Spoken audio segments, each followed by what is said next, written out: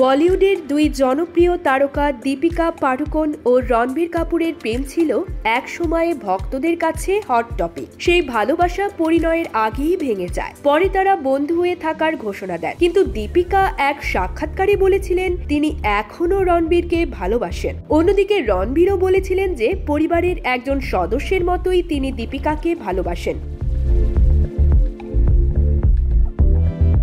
ইয়ে জাওয়ানি হ্যায় দিওয়ানি সিনেমার 11 বছর পূর্ণ করল। এই সিনেমা তখন জনপ্রিয়তার একটা আলাদা মাত্রায় পৌঁছে গিয়েছিল, তবে আরও একটি কারণে এটি চর্চার কেন্দ্র হয়ে উঠেছিল। আসলে সিনেমাটিতে মুখ্য ভূমিকায় দেখা গিয়েছিল রণবীর কাপুর এবং দীপিকা পাড়ুকোনকে, অথচ তার আগে প্রেমের সম্পর্ক ভেঙেছিল তাদের। আর রোমান্টিক ধারার এই সিনেমার জন্য ব্রেকআপের পরেও একসঙ্গে কাজ করেছিলেন দুই প্রাক্তন।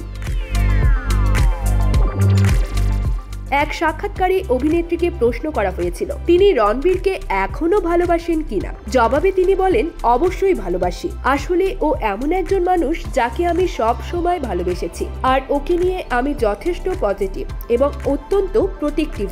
যখন আমি ওর প্রেমে পড়ি কিংবা যখন আমি ওর কাজ দেখি, ভালো মন্দ যাই হোক না কেন, আমার মাথায় একটা নিজস্ব চিন্তা কাজ করে, যেটা আমি ওর সঙ্গে শেয়ার করি।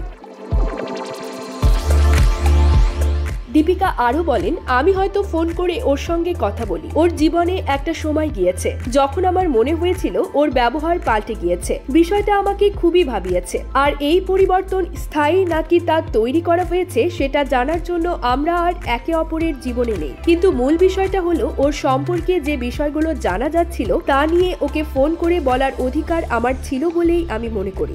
এমনকি এটাও মনে করি যে যা চলছে তা ঠিক হচ্ছে না, এটা বলারও অধিকার ছিল।